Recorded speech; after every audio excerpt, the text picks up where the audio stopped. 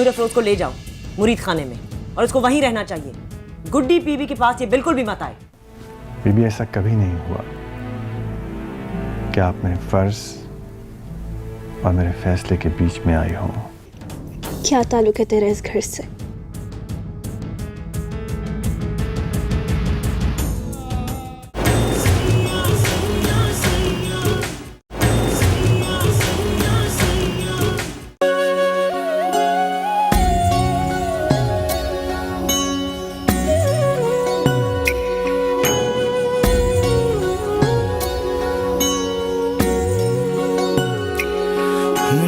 रात दा जागना बहुत मुश्किल, या कोई जागदा पहरेदार राती, या कोई जागदा इश्क दी तार वाला, या दुखिया बीमार राती।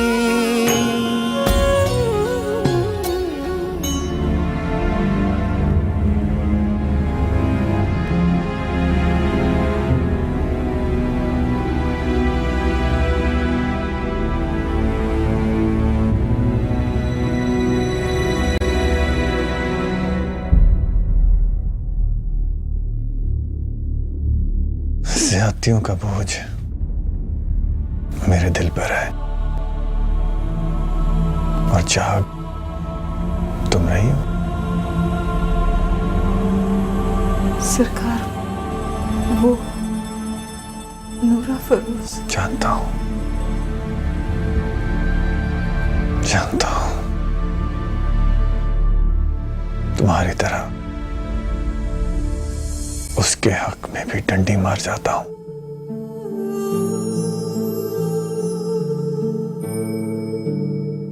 लेकिन फिर भी उसके वो एसएमएस कुछ मुनासिब नहीं लगे।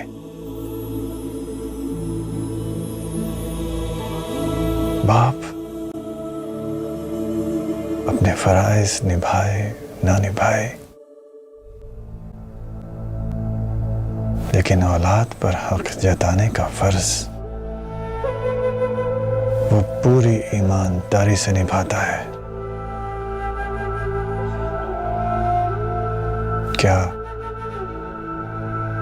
सचमुच वो अपने मामू के बेटे से शादी करना चाहती है? नहीं सरकार,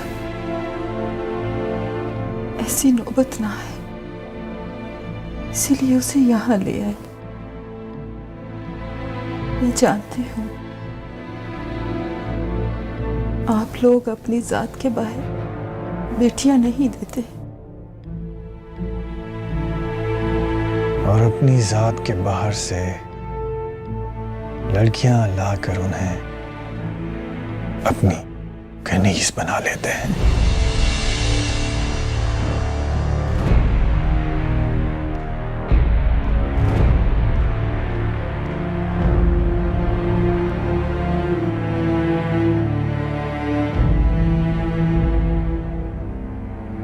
उन्हें मोहब्बत का फरेब देके बीवियां बना के अपनी खानदानी बीवियों की उतरन पहना देते हैं। नहीं सरकार, ये वक्त इन बातों का नहीं है। नूरा फरोज को यहाँ रहना अच्छा नहीं लगता। आज उसने ऐसी बात की है कि मैं डर गई हूँ। वो कहती है उसने यहाँ नहीं रहना। मैं उसे संभाल नहीं पा रही। वो कहती है मौका देख के यहाँ से चली जाएगी। अगर आप इजाजत देते तो मैं पूरी हकीकत बता दूं, उसे सब्र आ जाएगा। सब्र आ जाएगा? तुमने कहा सबर आ जाएगा। तुम्हें अंदाजा है उसकी हालत क्या होगी जब अपने सामने वो अपने बाप को देखेगी, जो बेबसी से उसे अपनी मुलाजमा की हैसियत तो देगा, लेकिन अपने खानदान वालों के सामने अपनी बेटी नहीं कह सकेगा। प्लीज मलका, उसे कुछ मत बताना। मैं जब तक तुम लोगों को वो इज्जत नहीं दे सकता जिसके तुम लोग हकदार हो, उस वक्त तक मैं इस तूफान का सामना नहीं कर सकता। नहीं सरकार, मेरा आपसे वादा है, वो आपसे कभी शिकवा नहीं करेगी, एक लफ्ज नहीं कहेगी। बस जब उसे एक बार ये पता चल जाए कि ये उसके बाप का घर है, तो फिर वो यहां से जाने की जिद नहीं करेगी।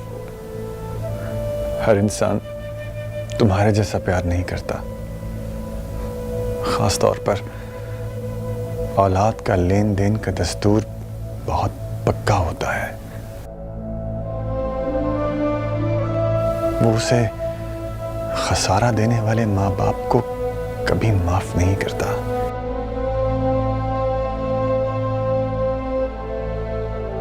मुझ पर रहम करो मलका, मैं उस बच्ची का सामना नहीं कर पाऊंगा। तुम जानती हो, अभी उसे पता नहीं, तो मैं उससे नजरें नहीं मिला पाता। जब उसे पता चलेगा तो वो किन नजरों से मेरी तरफ देखेगी।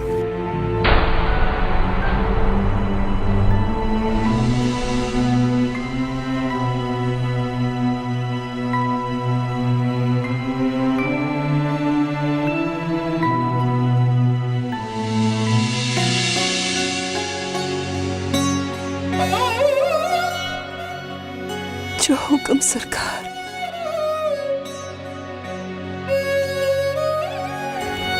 मैं आपकी कनीज, मेरे सामने हाथ ना जोड़े जब तक आप नहीं जाएंगे।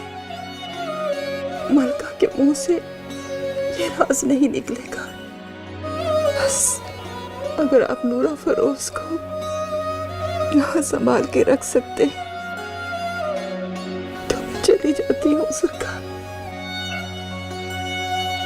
ताकि ना वो कोई सवाल करे, ना कोई जवाब छोड़ना पड़े।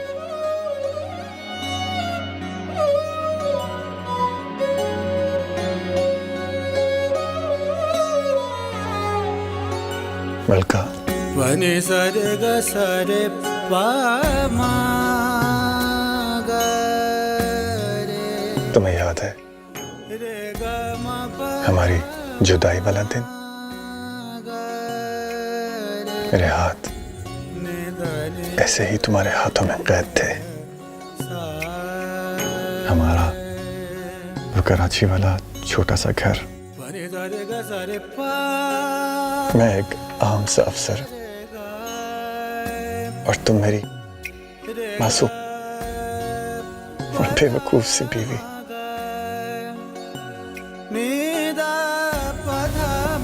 घर के छोटे छोटे काम निभाती हुई तुम, और तुम्हारे पीछे मैं बिना किसी डोर से बंधी हुई पतंग की तरह।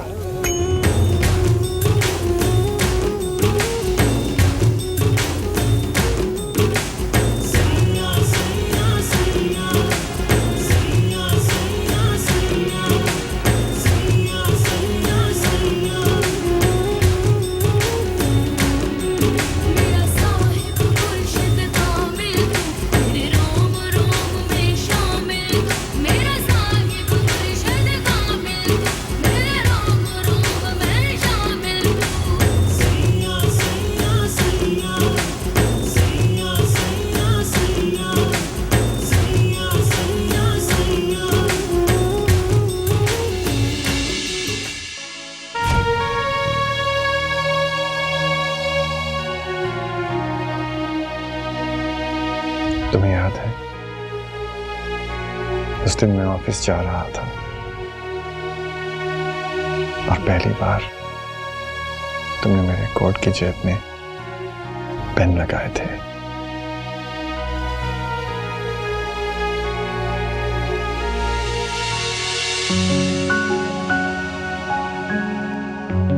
अब देखिए छोटे सरकार, इस बार पूरी कोशिश की है कोट ठीक से इस्त्री हो। मैंने तुम्हें कितनी बार कहा है कि मुझे छोटे सरकार मत कहो।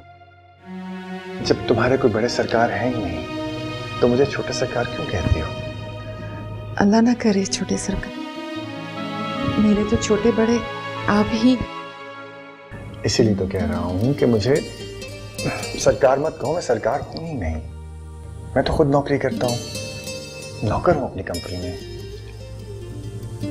पर आपका ड्राइवर तो कह रहा था कि आप अफसर हैं। वो तो ठीक कह रहा था, लेकिन काम तो मैं तनख्वाह पर ही करता हूं ना। अच्छा खैर छोड़ो, कोट में रहो।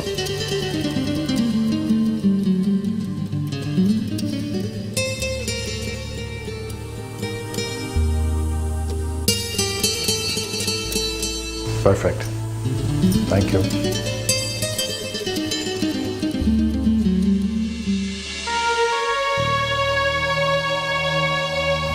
वैसे लगता है हमारे घर वालों ने हमें भुला दिया है। इतने दिन हो गए यहां नौकरी करते हुए और किसी ने ढूंढने की कोशिश तक नहीं की। शायद उन्हें अंदाजा नहीं है कि मैं नौकरी भी कर सकता हूं और किसी सरकारी घर में भी रह सकता हूं। आपको लकी महल याद आ रहा है? लकी महल नहीं, अपना घर याद आ रहा है। बड़े पीर नहीं, अपना बाप याद आ रहा। बड़ी बीबी मुर्शिद नहीं, अपनी माँ याद आ रही है। वो वालिदैन जो मेरी जुदाई के डर से तुम्हें कबूल कर लें। मैंने तो पहले ही कहा था सरकार, इंसान को हर रिश्ते की जरूरत होती है। हर मोहब्बत का अपना अपना जायका होता है, अपनी अपनी तासीर होती है रूह की भूख मिटाने की। एक ही मोहब्बत इंसान को सैर नहीं कर सकती। ना हक है जिक्र कर दिया उन गुजरे रास्तों का। सुबह सुबह एक उदासी आ गई मेरे और तुम्हारे दरमियान। अच्छा खैर, मेरा पेन कहाँ है? मुझे देर हो रही है।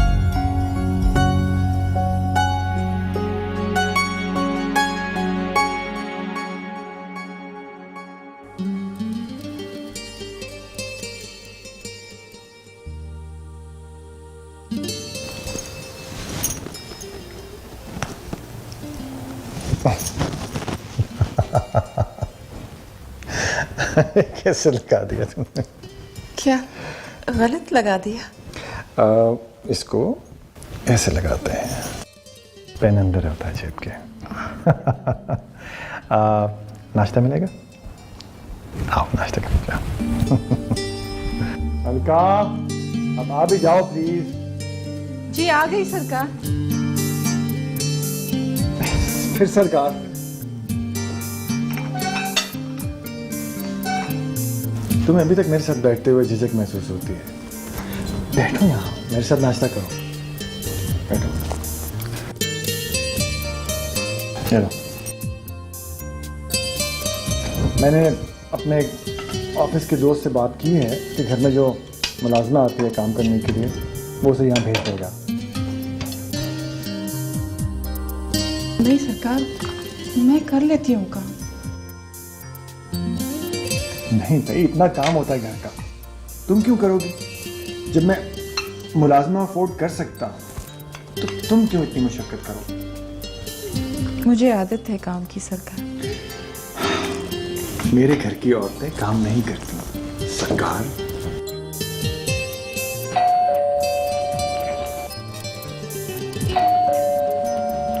अब मैं देखता हूँ समझ।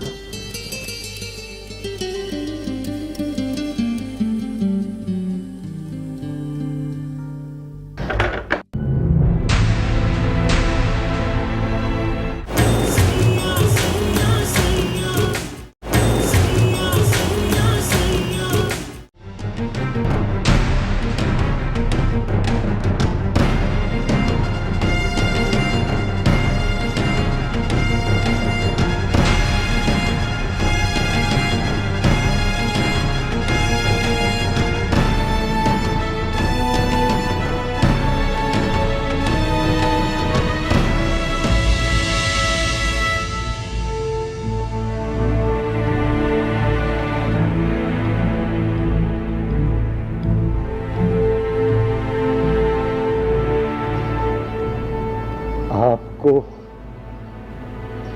ले जाने के लिए आए हैं सरकार। बड़े सरकार की पग आपको लेने आई है सरकार, पर हुक्म है सिर्फ आप ही जाएंगे।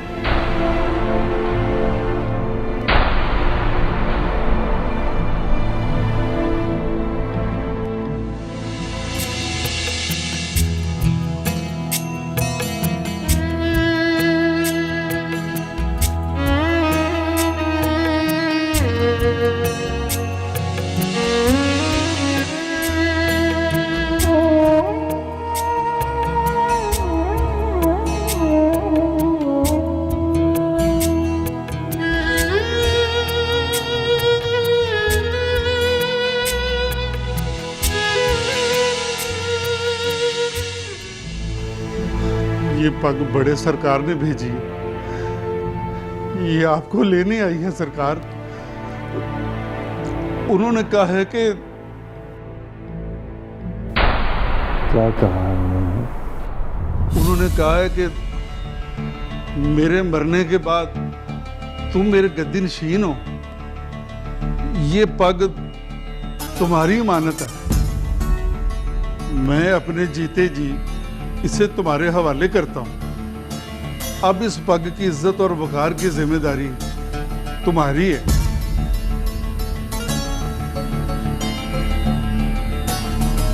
चाहो तो इसे सर पे रख के लौट आओ अपनी शादी में, मेरी बरादरी और दुनिया वालों के सामने इज्जत रख लो, वरना उठा के फेंक देना, क्योंकि तुम्हारे नहाने की सूरत में जीते जी मर जाऊंगा दुनिया के लिए। फिर न गद्दी रहेगी ना इस पग की जरूरत।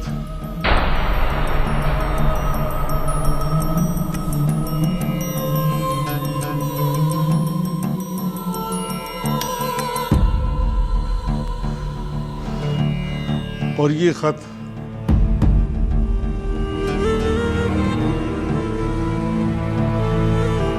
बड़ी बीबी मुर्शद की तरफ से आपकी घरवाली के लिए।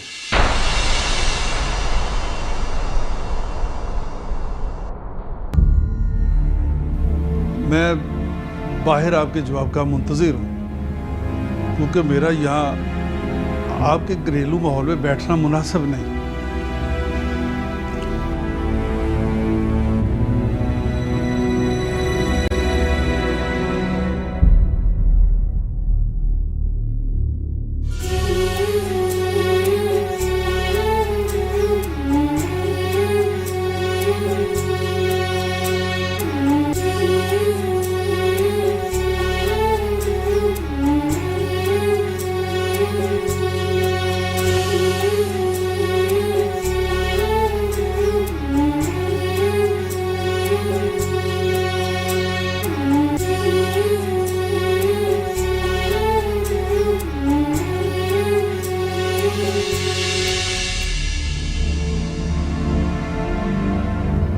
अपनी चिट्ठी पढ़ो मलका।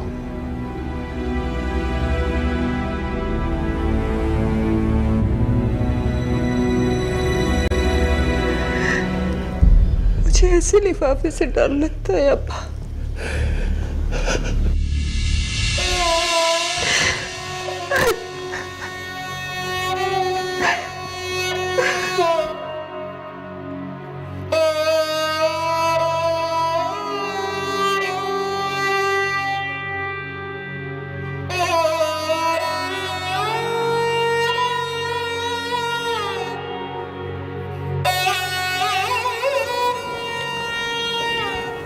क्या बाबा सरकार ने आपके साथ जोर जबरदस्ती? ना ना ना सरकार, बड़े सरकार ने तो हमें मोहब्बत में ही मार दिया। छोटे सरकार, आपके जाने के बाद दूसरे ही दिन सवेरे सवेरे उन्होंने हमें बुलाया।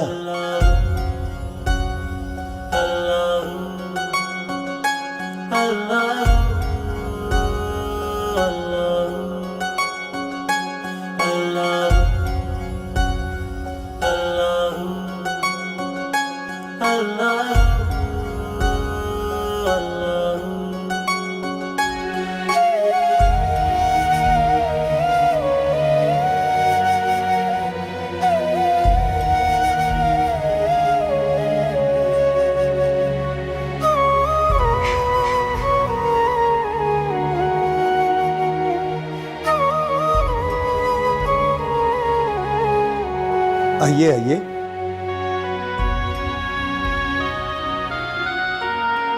तशरीफ रखिए।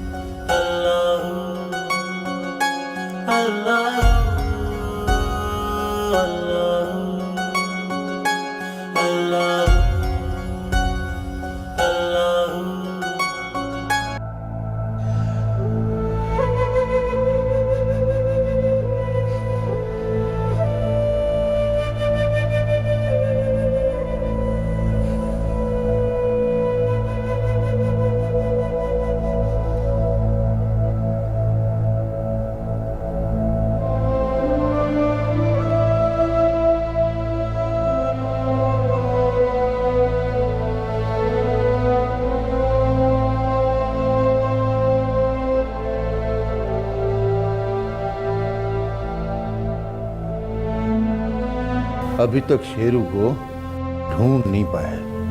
कहाँ होगा, किस हाल में होगा, कुछ पता नहीं। गांव वालों को तो हमने ये कहकर चुप करा दिया कि हमने मलका की शादी रातों रात करा दी थी, लेकिन कहीं भी शेरू अगर मिल गया अकेला तो गांव वालों को क्या जवाब देंगे कि मलका कहाँ है, वो अपने शोहर के साथ क्यों नहीं है। तू तो जानता है गुलामों, छोटे सरकार ने इतना मौका ही नहीं दिया कि कुछ सोचते समझते। उन्होंने जो कहा तेरी बहन ने भी उसी की हामी भरी। उसने हामी भरी तो क्या हुआ, उसने कोई जोर तो नहीं भरा।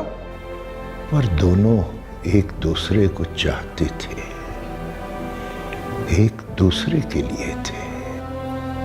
अब्बा तू भी इस जमाने में दरवेशी की बातें करता है, ना किसी के अच्छे में है ना बुरे में। तेरा क्या ख्याल है ये बड़े सरकार हमें जिंदा छोड़ देंगे भला? ये जो इतनी देर से यहाँ बिठा रखा है उन्होंने, ये किसी बड़े गुस्से के इजहार की शुरुआत है। कोई इजहार नहीं गुस्से का, बस अपनी बेबसी का रोना रोना है अपने हमराज के साथ। सलाम सरकार।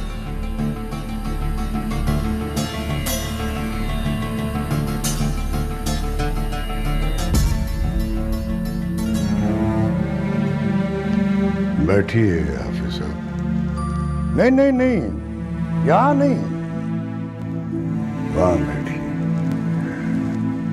तुम भी वहां बैठो।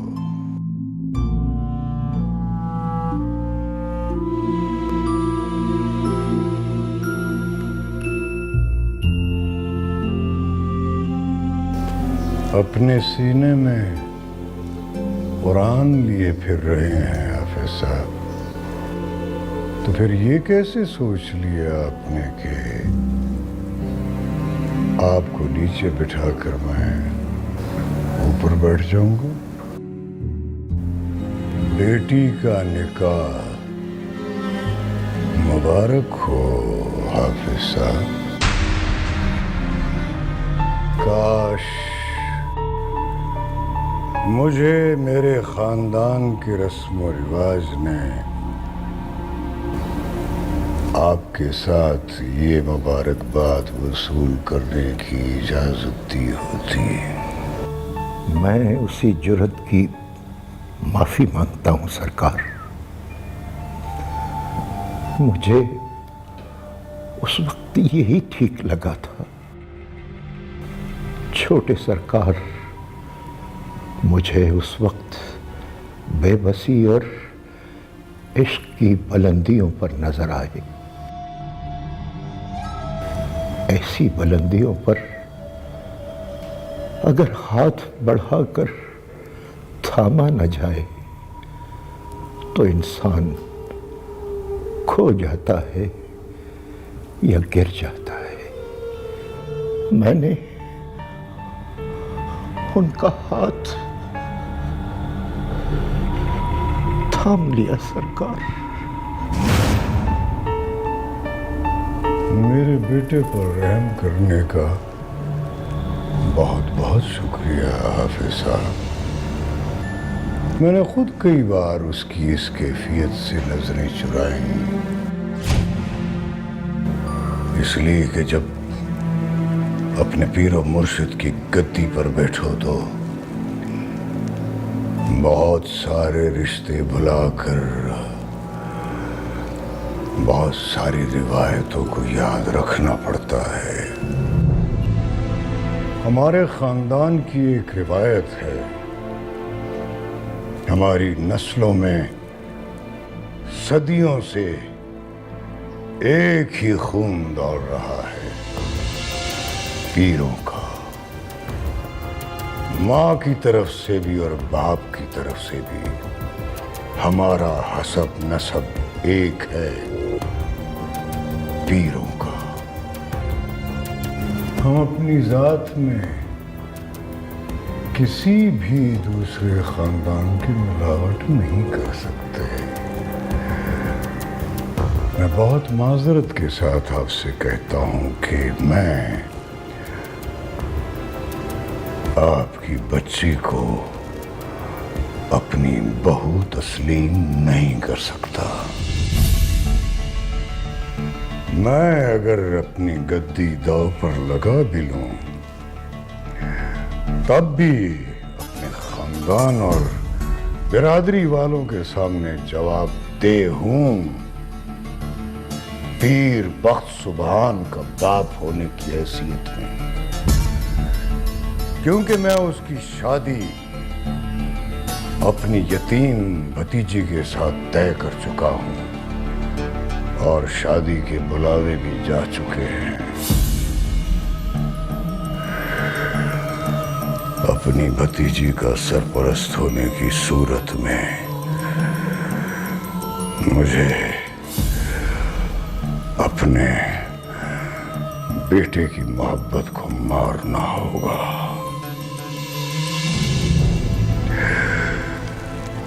मैं आपसे सिर्फ यही गुजारिश करता हूं कि मुझे बता दें मेरा बेटा कहाँ है।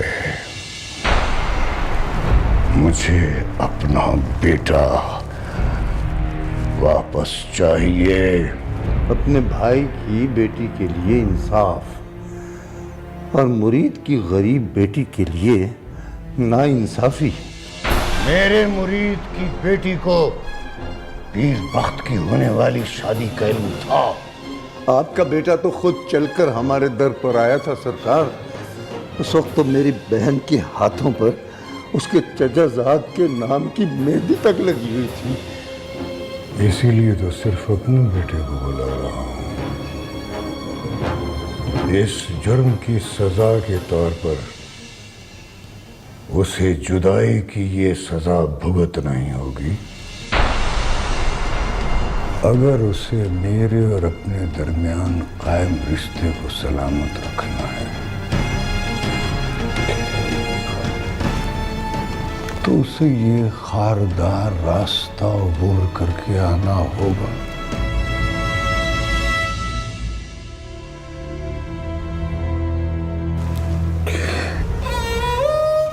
ये मेरे बंधे हुए हाथ देख ले हाफिज साहब,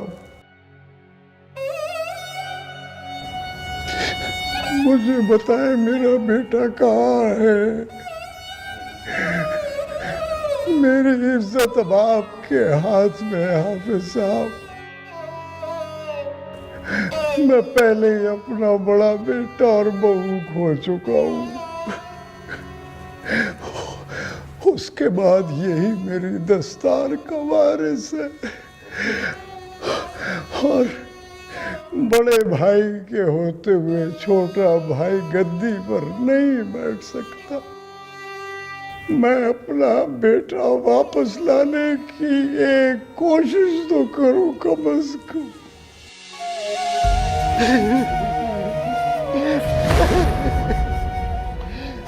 सरकार,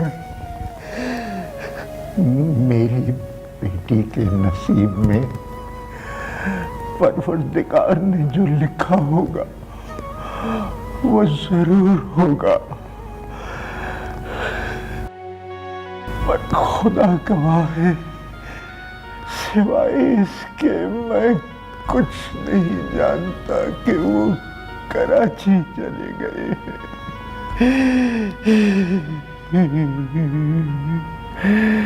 और वो किस हाल में है, कहाँ है, मैं नहीं जानता सरकार, मैं नहीं जानता, नहीं जानता सरकार, नहीं जानता। हाफिज साहब, मुझे आप अपनी बेटी की खुशियों का खून माफ कर दो।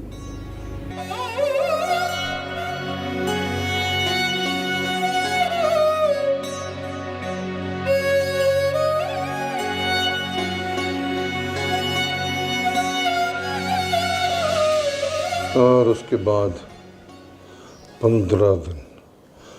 15 दिन तक वो आप लोगों को ढूंढते रहे और आज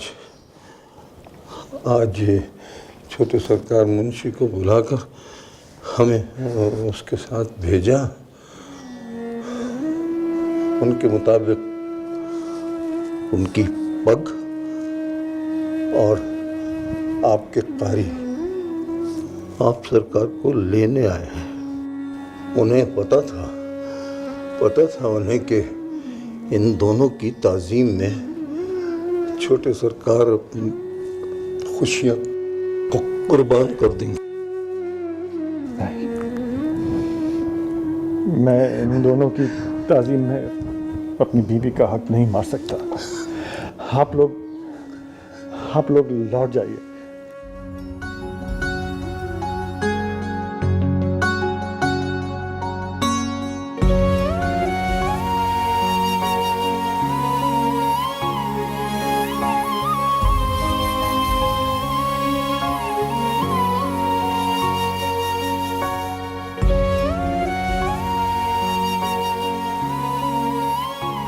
ये बड़ी बीबी मुर्शिद का पैगाम है, इसे पढ़ ले मलका।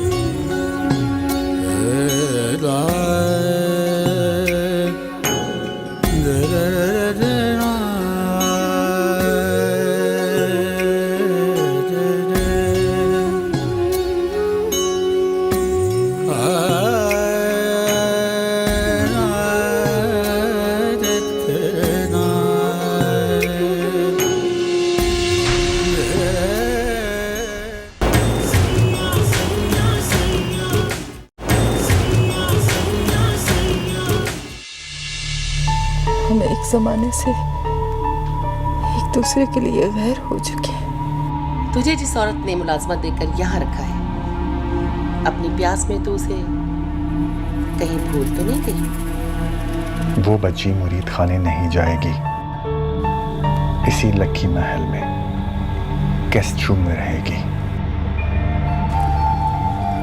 क्योंकि अब ये मेरी अना का मसला है।